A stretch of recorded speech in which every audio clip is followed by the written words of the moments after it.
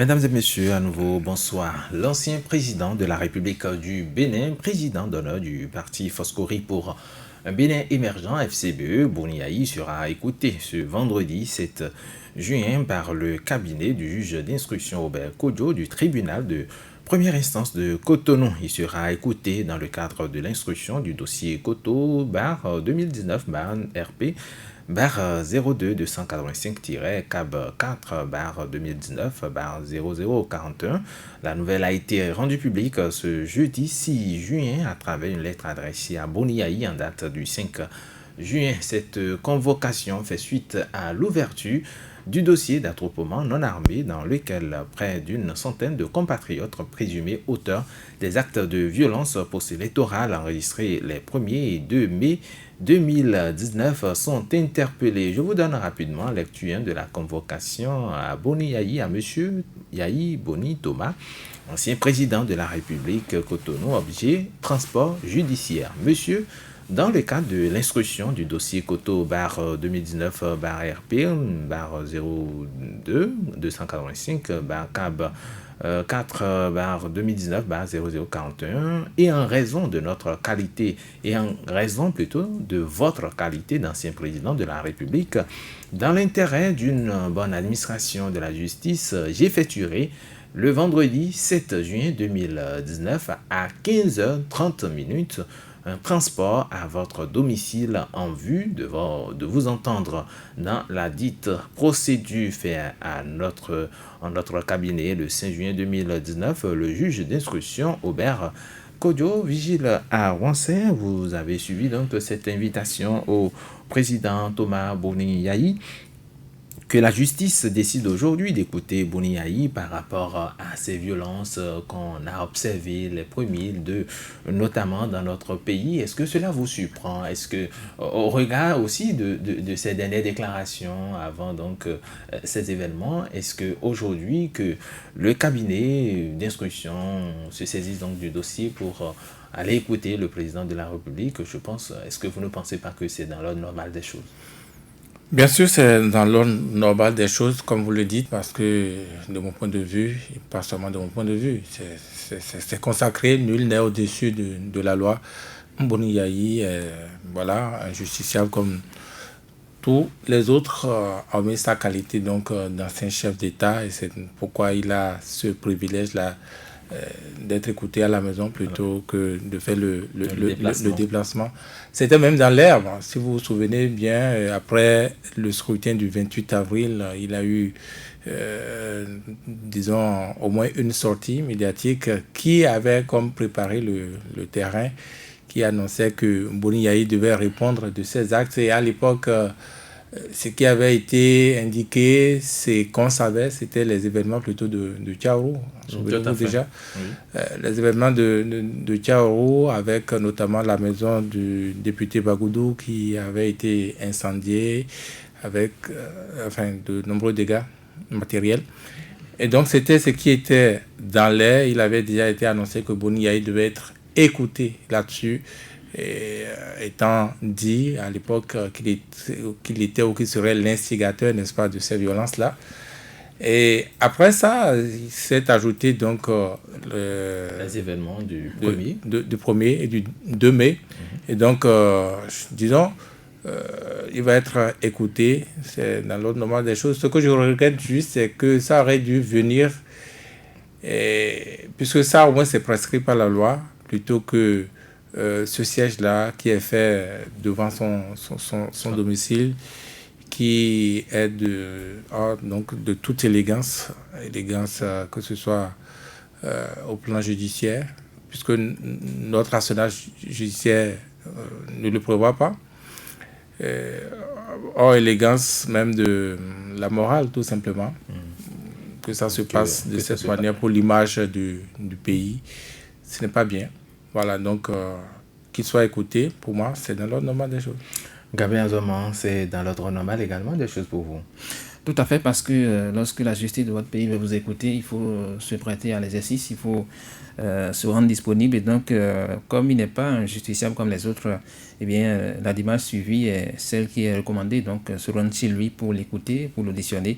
bien entendu, vous l'avez rappelé, c'est les faits qui ont suivi les élections législatives, notamment à Tchaourou et à Cotonou, devant le domicile de l'ancien chef de l'État, qui certainement ont amené, bien entendu, la justice à vouloir l'écouter. On estime que c'est un présumé, donc pour l'instant rien ne lui est reproché. On va l'écouter justement pour l'entendre sur ce qu'il sait de ces faits qui se sont produits notamment devant son domicile ou encore ailleurs dans le pays.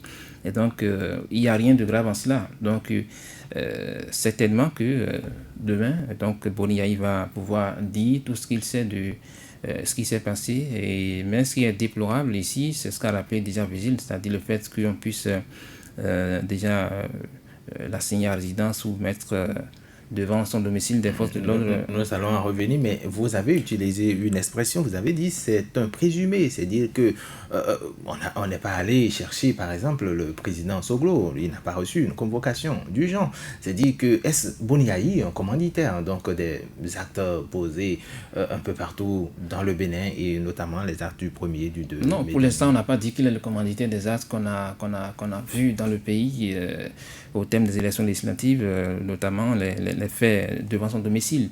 On n'a pas dit qu'il est le commanditaire, mais puisque les choses se sont passées justement proche de sa maison et tout, bien entendu, on peut soupçonner pour dire que oui, voilà, il aurait sa main dans tout ce qui se fait là. Alors, est-ce que c'est le cas? Bon, mais c'est à lui d'expliciter, de dire véritablement ce qui s'est passé. Et bon, on ne peut pas d'ici penser qu'il est justement le commanditaire des faits de violence qu'on a vu justement notamment au thème donc, de ces élections législatives-là. Et donc là-dessus, moi je pense que pour l'instant, il n'y a pas d'inquiétude à se faire. C'est vrai que l'opposition qui traîne encore les séquelles de cette parodie d'élection peut s'inquiéter donc pour le sort de Boni Yayi, pour se demander pourquoi on veut aller l'écouter. Mais de mon point de vue, il n'y a pas à s'inquiéter pour cela. Je pense qu'il va se prêter aux questions du juge et pouvoir dire ce qu'il sait de ces actes qu'on a vus notamment devant son domicile ou encore ailleurs dans le pays.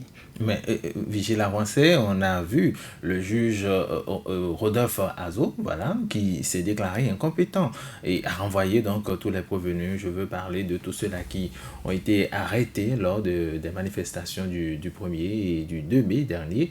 Il les a renvoyés tous devant le juge d'instruction. Le juge d'instruction ayant pris donc le dossier s'est dit il faut donc une enquête et l'enquête le conduit justement chez le président Boni Yayi. Pourquoi le président Boni Yayi? Non, encore une fois, c'est dans l'ordre normal des choses. Le juge Rodolphe Azo dont vous avez parlé, je crois que il s'occupe du flagrant délit et il s'est trouvé que ces actes-là n'étaient pas, nous a-t-on dit, donc, du flagrant délit, donc ils n'étaient pas qualifiés à en connaître. Donc c'est comme ça qu'il s'est déclaré incompétent et c'est au juge d'instruction maintenant donc, de poursuivre des investigations, ce qui se fait en ce moment. Je peux vous dire qu'il n'y a pas que le président Boni Yayi qui sera entendu dans cette affaire. Il a aussi, par exemple, le député Guy Mitokwe qui, en principe, doit être au commissariat dans le bureau du même juge demain pour être écouté également sur ces affaires. Peut-être en qualité de témoin, aura-t-il été cité par ces manifestants arrêtés? Sans doute, oui. Ça a dû être le même cas pour Boni Yayi. Vous savez, dans ce genre de choses, je ne sais pas s'ils sont impliqués, je ne connais pas leur degré d'implication.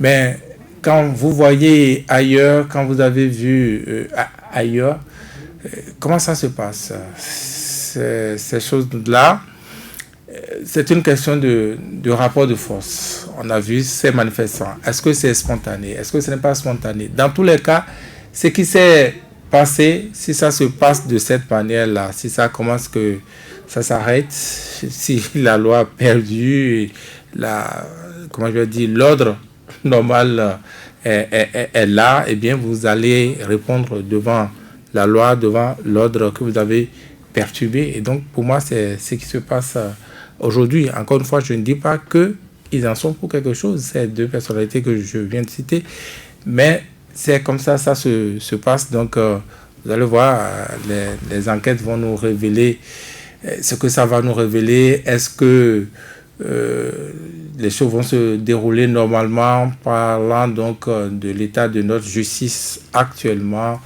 parlant donc des manipulations possibles. Je n'en sais rien, mais il faut souhaiter que des investigations soient menées, que le droit soit dit, uniquement le droit.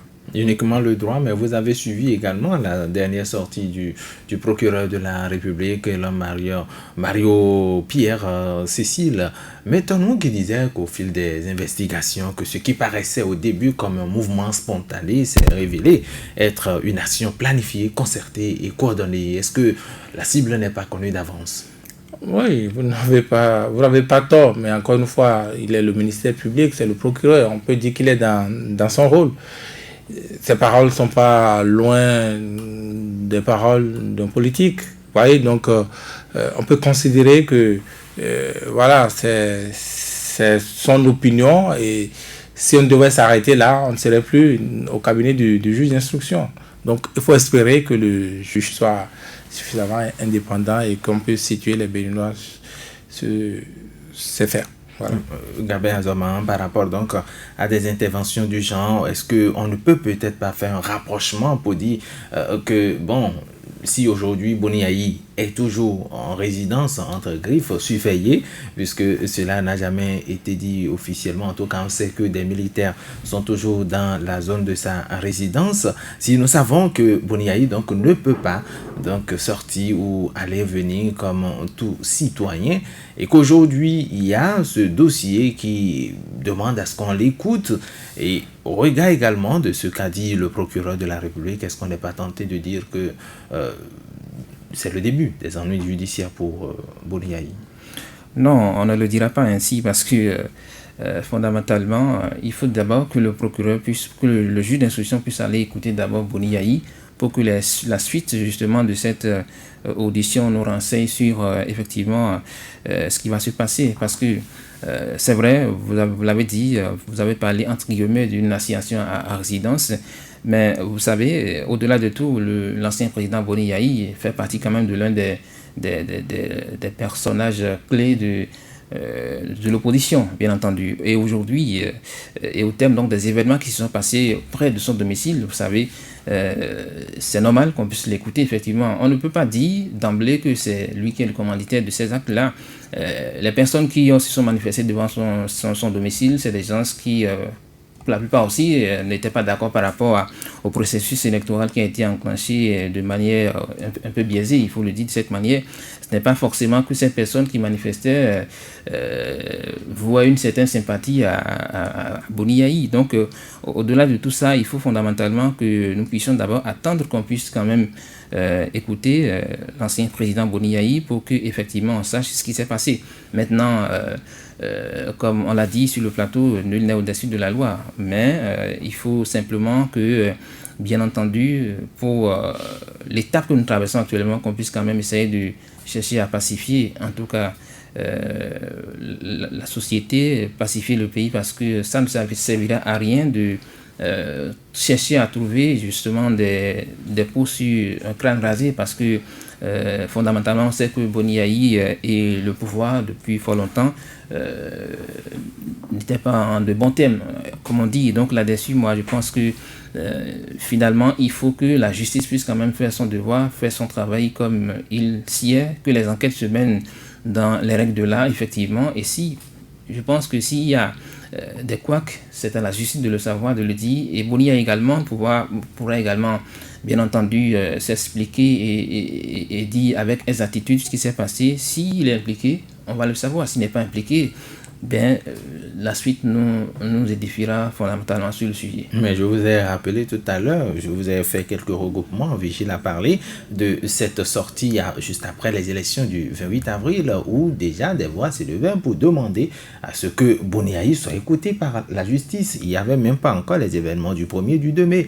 Et nous avons également vu que par la suite, juste après les événements du 1er et du 2 mai, beaucoup se sont levés, beaucoup ont dit que c'est l'ancien président Thomas Boni Yayi, qui est donc à la base donc de tout ce qui est arrivé. Est-ce que vous ne voyez pas que le fait déjà de l'assigner en justice, c'est dans l'optique justement de l'écouter un jour, c'est dans l'optique peut-être de peaufiner la stratégie pour le conduire devant les tribunaux? Non, on n'a aucune preuve pour le dire, parce que on peut écouter n'importe quel citoyen de la République, on peut écouter un ancien président de la République, et donc l'écouter ne suffit pas pour dire que on est en train de planifier une stratégie, parce que c'est vrai, oui, il y a eu des événements, on aurait pu aller écouter aussi Nicéphore Sougoulou, par exemple. Tout à fait. On pouvait écouter n'importe quel citoyen par rapport à ces faits qu'on a notés, et donc ça ne suffit pas pour qu'on puisse quand même penser que c'est le début des années judiciaires pour le président Boni Yayi. Nous sommes aussi sur un terrain politique et on peut penser que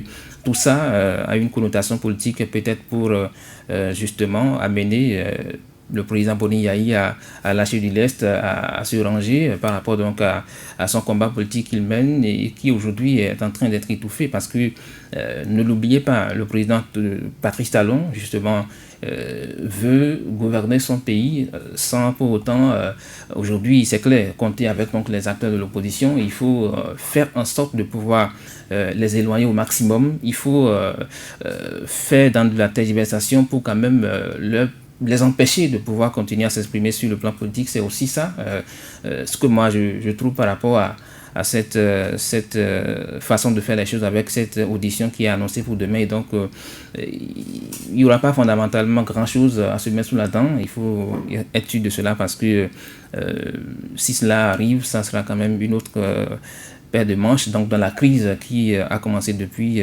et qui a conduit à cette élection qui est contestée de part et d'autre.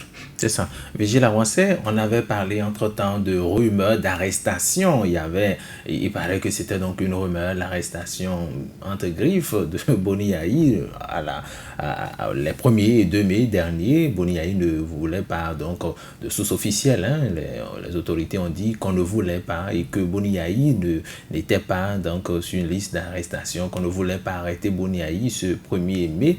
Mais des rumeurs, de rumeur en rumeur, les gens ont appris qu'on voulait arrêter Boni Yayi et donc se sont rassemblés. Et puis voilà, les événements du 1er, du 2 mai sont arrivés. Aujourd'hui, on parle d'écouter Boni Yayi. Est-ce que nous ne tendons pas vers une autre crise? Je n'en sais rien. Tout dépendra de la réaction des supporters de Boni Yayi. Tout dépendra de la réaction des Béninois et de la capacité à contrôler tout cela. Vous n'avez pas tort, parce que quand on a vu, n'est-ce pas, les choses, la succession des événements, on peut désormais douter, n'est-ce pas, de ce qu'on ne voulait pas arrêter Boni Yayi ce 1er mai, puisque de toute façon, depuis ce 1er mai que les policiers sont venus ils ont tout au moins reconnu qu'ils ont tourné autour du domicile, ayant entendu qu'il y aurait des mouvements humains autour de la maison, comme une manifestation qui se préparait. C'est une chose est constante, depuis ce 1er mai, ils ne sont plus repartis de l'entourage de Boni Yayi. Donc, si Boni Yayi n'a pas été arrêté, n'est pas libre non plus. La preuve, c'est qu'il n'est pas sorti de sa maison depuis ce 1er mai là. Tout à fait. Et donc, oui, tout ce qui s'est vu, ça c'est plutôt les éléments récents qu'on a ça. Et donc du 1er mai jusqu'à ces dernières heures où désormais c'est un commissariat mobile ou un dortoir, dit-on, qui serait désormais posé devant son domicile, un conteneur, même si c'est un conteneur qui donne l'impression que bon, c'est pour quelques jours. Quand on vient poser un conteneur, un bureau de circonstances de cette manière, cela signifie qu'on n'est pas venu pour partir de sitôt. Donc le siège pourrait durer le temps que ça durera. Et ça, c'est les éléments récents. Quand on va, n'est-ce pas, dans le passé avec d'autres acteurs politiques, quand on a vu le cas Kwame Coutier, par exemple, et la suite de ce dossier-là, le refus de l'extrader de l'Espagne, quand on a vu le dossier Sébastien Gerbert à Diavon et la suite à la Cour africaine de justice, Tout cela donne l'impression, quand on a vu les autres exilés et les autres prisonniers, quand on a vu les successions des faits, on peut douter que eh bien, ce ne soit pas, comme vous le disiez tantôt, un acharnement des ennuis judiciaires qui commencent pour Boni Yayi. Et donc, je dis encore une fois, il faut espérer que le juge qui prendra le dossier, ce juge qui se déplace à aller l'écouter demain, soit suffisamment indépendant pour faire son travail. Est-ce que vous avez le sentiment aujourd'hui qu'il a la main libre pour... Non, je ne le connais pas particulièrement. Je ne peux pas juger, n'est-ce pas, ici, de son indépendance. Je n'ai aucun élément. Ce que je sais, c'est que le contexte n'est pas, disons, favorable à l'indépendance des juges. Je ne sais pas quels critères ont milité au choix du 4e cabinet. Je n'en sais rien. Comme la plupart des Béninois, je suis là et on va observer et suivre. Ben, Gabin Azoman disait tout à l'heure qu'il n'y aura pas grand-chose à se mettre sous la dent après l'audition. Ah non, je ne peux pas dire ça. Je ne peux pas dire ça parce que je n'ai pas discuté. Peut-être c'est son copain, Boni Yayi, il a discuté avec lui. C'est à peu près ce qu'il a dit, ce qu'il a versé au juge. Je n'en sais rien. Mais on va attendre de voir. Seulement que, bon, quand vous avez vu ce qui s'était dit, surtout que cela avait été annoncé, que Boni Yayi devait être écouté, que les choses ne devaient pas se passer de cette manière. C'est comme si le coupable était tout désigné d'avance et que, eh bien, on peut douter par la suite de ce qui devait arriver. En tout cas, s'il devait être reconnu coupable, on pourrait douter de la véracité donc, des accusations, surtout que on a des précédents, n'est-ce pas, comme je le rappelais tantôt, on a des précédents qui avaient tout d'acharnement politique. C'est ça. Gabin Azoman, est-ce qu'il y a quelle suite vous attendez de cette audition-là, juste après cette audition? Quelle réaction vous attendez, par exemple, de notre justice? Ou qu'est-ce que, vous l'avez tout à l'heure dit, qu'il n'y aura pas grand-chose à se mettre sous la dent? Non, ce qui a sauté, c'est que la justice puisse faire son travail dans les règles de l'art, parce que c'est vrai, nous avons une justice qui, depuis un bon moment, donne l'impression qu'elle n'a plus véritablement les mains pour faire le travail selon donc, ce que l'on aurait souhaité, selon ce que les règles ont prévu. Mais il faut souhaiter simplement que le juge qui va l'écouter puisse véritablement exploiter à bon escient les déclarations qui seront faites par le président Boni Yayi. Il ne faudrait pas que l'on cherche à tabler sur d'autres considérations qui n'auraient pas existé pour faire les choses. Mais moi, je vois plutôt dans cette procédure qui est enclenchée une sorte de... parce que ne soyez pas étonnés de savoir que ce qui a commencé avec l'ancien président Boni Yayi, qui n'est plus à même de sortir, et aujourd'hui une audition qui est annoncée pour demain, peut-être que ça peut durer pendant le temps qu'on voudra, effectivement, pour pouvoir isoler politiquement l'ancien président Boni Yayi, parce que c'est ça qui fondamentalement fait le problème, parce que on n'a pas envie donc de continuer à le voir sur la scène politique, on n'a pas envie de continuer à le voir se prononcer sur des questions politiques, et donc puisqu'on a déjà fait l'effort d'empêcher l'opposition d'aller aux élections législatives, il faut continuer donc à faire ce qu'il faut faire pour qu'effectivement, bien entendu, en tout cas, les acteurs de l'opposition puissent avoir une sorte de découragement. Moi, je vois la chose sous cet angle-là, et donc parce que ici et maintenant, on ne peut pas penser, on ne peut pas croire que le président Boni Yayi est allé chercher des gens qu'il est allé recruter pour venir manifester violemment devant son domicile ou encore ailleurs dans le pays. Donc, fondamentalement, moi, je pense que on n'aura pas de preuves palpables pour le dire. Donc, c'est pour cela que je parlais tantôt en termes de ce que on n'aura pas grand-chose à se mettre sous la dent au thème donc de l'audition qui se fera demain. Et donc, moi, je pense que actuellement, ce qu'il faut pour notre pays, ce n'est pas de continuer à tirer sur des choses qui n'apportent pas grand-chose. Nous avons un pays dans lequel les Béninois ne se sentent plus concernés véritablement par la gestion parce que lorsque vous n'avez pas la possibilité de désigner vos dirigeants et que ça a été fait, il faut quand même que déjà on puisse faire en sorte de travailler à ce que les députés qui sont élus soient quand même à même de prouver leur légitimité parce que c'est de ça qu'il s'agit. Les gens aujourd'hui n'ont plus confiance justement en cette assemblée qui est installée. Donc, plutôt il faut travailler sur ce chantier que de chercher à tourner autour du pot, mais c'est la justice qui veut... Il faut quand même éclairer, il faut quand même faire des investigations pour comprendre ce qui s'est passé, situer la responsabilité. Et là-dessus, nous sommes d'accord, il faut le faire, mais il faut le faire en étant justement dans l'objectivité. Il ne faut pas le faire parce qu'on veut nuire à quelqu'un. Il ne faut pas le faire pour dire nous allons vous marquer le coup parce que vous avez voulu nous tenir tête. Donc il ne faut pas aller sur ce chantier. Il faut fondamentalement rester collé à la loi, rester collé au droit. Et si quelqu'un est concerné par ce qui se fait, ce qui a été fait, ben, il faut tabler sur ça pour faire les choses. Oui. Si vous voulez, hein, le contexte est tel que eh bien, Boni Yayi n'aura qu'à compter, je le dis, je parle rarement comme ça, hein, n'aura qu'à compter sur le bon disque pour se sortir d'affaire. Parce que maintenant que le juge l'écoute demain et qu'il trouve qu'il est véritablement le commanditaire de ce qui s'est passé les 28 avril, puis le 1er et le 2 mai, ben, la suite, ça va être qu'on demande à l'Assemblée nationale, par exemple, de le mettre en accusation. Et le processus va ainsi commencer. Et quand on connaît la configuration de l'Assemblée nationale aujourd'hui, la haute cour de justice qui va être bientôt mise en place, la plénière aujourd'hui, c'était pour désigner donc, les membres de cette institution-là. Vous comprenez que ce soit à l'Assemblée nationale, que ce soit à la haute cour de justice, les choses vont aller très vite et très facilement. Voilà, il n'aura même pas il aura droit à un avocat, mais ses juges seraient encore ses adversaires politiques.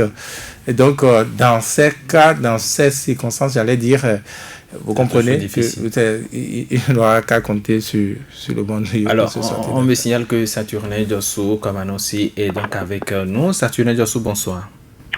Bonsoir le Richard Tinéo, bonsoir au plateau, bonsoir à toutes et à tous. Du flagrant délit, nous sommes aujourd'hui à l'instruction dans donc, le dossier d'accusation attroupement non armé lors des événements sanglants post-électoraux des 1er et 2 mai dernier à Kadéon. Le juge d'instruction a bien voulu écouter l'ancien président Boni Yayi. Quelle est votre lecture de cette situation-là?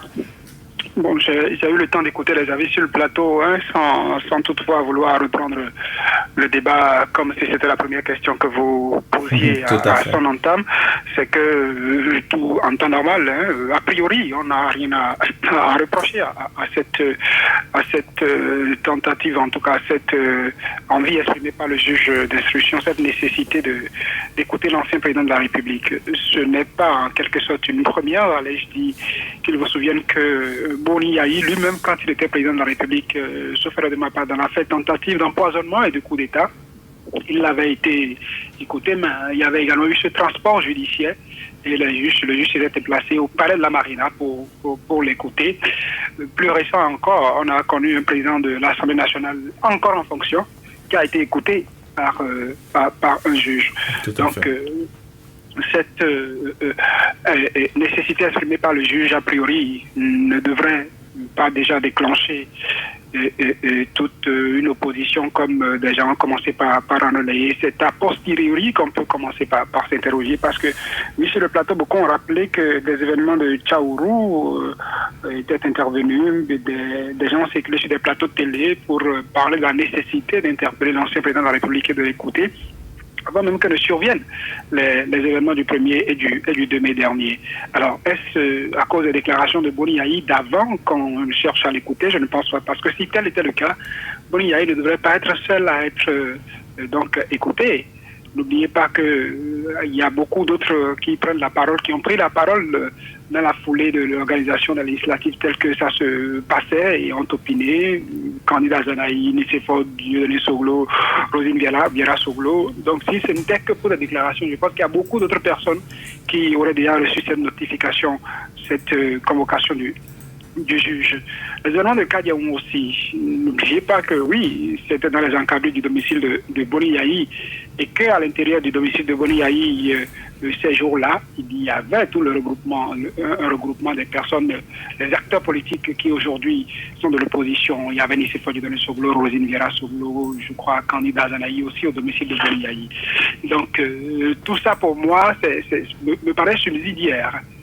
C'est parce que, oui, au 1er ou 2 mai dernier, des rumeurs avaient circulé qu'on veut interpeller Boni Yayi, que certainement des suppositions ont été faites que c'est Boni Yayi qui aurait alerté la population pour que la population l'arrange, se mobilise pour le défendre d'une manière ou d'une autre. Je fais des suppositions parce que vous avez donné le numéro matricule du dossier. Nous ne savons pas encore ce qu'il y a au fond. Nous sommes des journalistes, on peut faire notre débat donc en avançant des hypothèses. Certainement que c'est peut-être la raison pour laquelle le juge a demandé à faire ce transport judiciaire pour aller écouter Boni Yayi. Je parlais d'a posteriori parce que n'oubliez pas que depuis que ces événements sont survenus, il y a une constance dans les différentes sorties. Vous avez parlé de Tchaourou, de tout ce qu'il y a eu à Parakou, des premiers de 2 mai. Vous avez oublié aussi que, à Tantokpa, quand les anciens présidents Boni Yayi et Nicéphore Dieudonné Soglo étaient descendus en compagnie d'autres, il y a eu des personnes qui ont été arrêtées, des hommes qui assuraient la protection de l'ancien président de la République, et que très tôt, les sorties qui ont été faites par la suite, c'était que ce sont des mercenaires qui seraient venus d'un pays voisin et qui ont été commis pour semer les troubles que nous avons connus à Dantokpa. N'oubliez pas que l'actualité renseigne que ces dernières heures, ces gros bras dits ont comparu devant le juge, c'est le juge des flagrants délits, qui s'est déclaré aussi incompétent. Et que d'une manière ou d'une autre, c'est comme un fil que nous sommes en train de retrouver, qu'on veut joindre tous ces actes qui ont été commis de part et d'autre dans la localité, comme étant des actes prémédités. Et même le procureur de la République, au niveau de sa dernière sortie, pendant sa dernière sortie, a eu à dire que ce qui paraissait être spontané s'avérait, avec les éléments qu'il avait, que c'était de la préméditation. Tout à fait. Et il a bien dit, comme d'autres qui l'ont précédé, que les auteurs et les commanditaires seront poursuivis. Est-ce qu'on est dans la logique de ce que ce n'est pas de la spontanéité et qu'il y a réellement des commanditaires derrière et qu'on on est maintenant sur la piste d'aller retrouver ces commanditaires? La question se pose, c'est après l'audition de Boni Yayi qu'on se rendra compte de ce qui serait décidé et de ce qui serait fait. Mais si la logique c'est que forcément ce qui a été observé à Cotonou et ailleurs a été commandé par quelqu'un et qu'on est dans la logique de retrouver un commanditaire, je trouve que l'histoire est en train de s'écrire et que beaucoup de craintes que certains ont aujourd'hui pourraient se retrouver être confirmées. Est-ce que cette procédure qui est engagée ne va justement pas vicier davantage le climat social? Nous sommes dans une période qui apparemment est sensible. Est-ce qu'il faut en tenir compte? Nous avons la tête du pays des personnes qui pensent que quel que soit ce que ça coûtera, il faudrait qu'ils aillent au bout de ce qu'elles pensent ces personnes-là. Si elles sont dans leur logique avec la situation actuelle, souhaitons que ça ne dégénère pas plus que ce que nous avons connu, ce qui est sûr. Donc, je le disais sur le plateau, il y a des supporters qui suivent de près, qui savent que demain il sera écouté.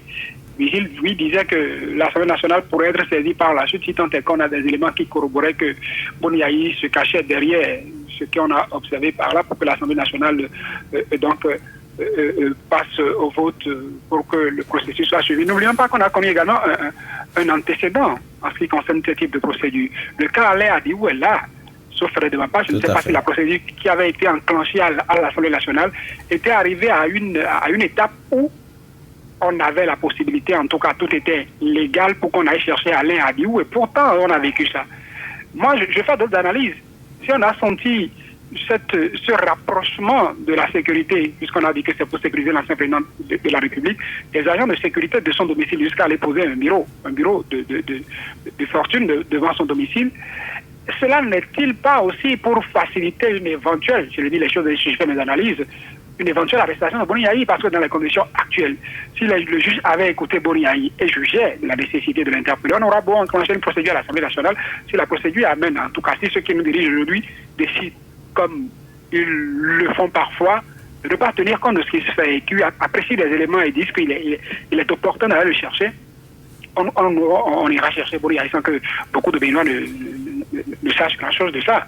Les gens de sécurité sont là pour rentrer Boni Yayi pour l'interpeller. C'est vite fait. C'est des analyses que je suis en train de faire. Est-ce qu'il faut tenir compte de la situation, du contexte socio-politique et dire que c'est encore délétère? Il faut laisser tout ça. Le juge appréciera, et comme beaucoup l'ont estimé, on espère qu'il sera suffisamment indépendant pour conduire ce dossier. C'est ça, Vigile à Roissy, nous revenons dans ce studio. Alors, qu'est-ce qu'on peut finalement, comme je le demandais tout à l'heure à Gabriel Azoman, quelle est la suite à accorder? Vous avez tout à l'heure parlé de l'Assemblée qui pourrait être saisie du dossier. Mais dans quel cas, à quelle occasion Boni Yayi pourrait donc être inquiété? Non, c'est simplement si les faits sont avérés. Si les faits sont avérés, ça suffira, puisque il ne peut pas être jugé par, disons, une juridiction ordinaire. Donc, son tribunal de compétence est la Haute Cour de justice. Donc, la procédure de la Haute Cour de justice, la mise en accusation va ainsi commencer. Et comme je le disais tantôt, contrairement aux autres fois où la configuration politique pourrait faire ou faisait que le processus n'allait jamais jusqu'au bout, cette fois-ci, ça pourrait très vite aller, étant donné que les proportions de députés, que ce soit le premier vote, que ce soit le second vote, de mon point de vue, ça devait aller très vite. Oui, ce que je veux savoir, c'est est-ce sur les déclarations qu'il a eu à faire, nous l'avons vu, il a dit on installera par exemple pas ce Parlement, à moins qu'on ne passe sur mon cadavre, ou du moins on ne peut pas donc vivre dans un État démocratique dans cette façon-là. Donc il a eu à tenir des propos. Est-ce sur les propos ou peut-être ses accointances avec ceux-là qui ont été arrêtés? Non, je comprends vos supputations, mais bon, de mon point de vue, ces seules opinions-là, même si ça peut être incitatif, ça ne suffirait pas. Ce qui a dû se passer, c'est que les manifestants arrêtés, écoutés actuellement, qui sont actuellement en prison, ils ont dû faire des déclarations, ils ont dû dire, bon, c'est telle personne qui nous a envoyé, oui, nous avons reçu de l'argent de telle personne. Ils ont dû, peut-être je dis n'importe quoi, faire des déclarations qui accusent, n'est-ce pas, des personnes, donc des commanditaires. Donc, le juge est obligé de remonter à ces commanditaires pour les écouter. C'est pas parce que, disons, un accusé affirme des choses que d'emblée c'est une vérité d'évangile. Donc, il faut aller chercher la vérité. C'est dans cette ligne sans doute que le juge se porte, n'est-ce pas, vers l'ancien président pour l'écouter. Donc, on attendra de voir ce qui en ressortira. C'est vrai qu'il ne va pas non plus sortir et faire une conférence de presse, dire voilà la déclaration de Boni Yayi, voilà. Mais on attendra de voir jusqu'au bout ce que ça donnera. Ceux-là qui ont été arrêtés, est-ce que leur déclaration ne compliquerait pas donc la position peut-être du président Boni Yayi? Enfin, parce qu'il peut y avoir des déclarations contradictoires. C'est vrai, le juge est à la quête de la vérité. Oui, mais il est à la quête de la vérité. Mais si les personnes qui ont été arrêtées déjà font des déclarations sur lesquelles on écoute Boni Yayi, si Boni Yayi n'est pas d'accord par rapport à ce que déclarent ceux qui sont arrêtés, ça veut dire que le processus restera toujours dans une situation compliquée, parce que on ne peut pas tabler sur donc des déclarations de personnes arrêtées et penser que oui, c'est ça qui est la vérité là-dessus. Donc je pense que fondamentalement, il faut que le chef de l'État, Boni Yayi, l'ancien chef de l'État, puisse avoir la possibilité justement de pouvoir